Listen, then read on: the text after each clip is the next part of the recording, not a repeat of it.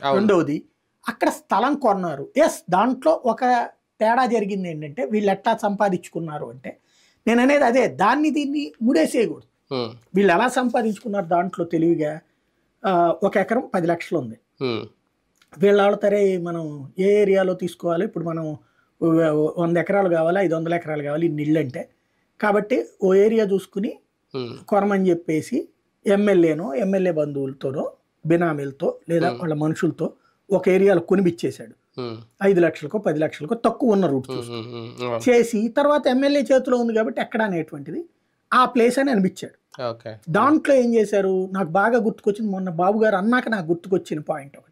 ఒకప్పుడు ప్రవీణ్ ప్రకాష్ ఆధ్వర్యంలో విజయవాడలో రోడ్ల వైడనింగ్ పెట్టినప్పుడు హ్మ్. బందర్ రోడ్డు మొత్తం వైడనింగ్ చేస్తున్నప్పుడు హ్మ్. కోర్టుకి వెళ్తే కోర్టులో ఏమని అఫిడవిట్ ఇచ్చారంటే కాంపెన్సేషన్ యాజ్ ఆఫ్ నామ్స్ ఇస్తాం మేము. హ్మ్. ఇస్తున్నా కూడా వీళ్ళు ఇవ్వట్లేదు మాకు.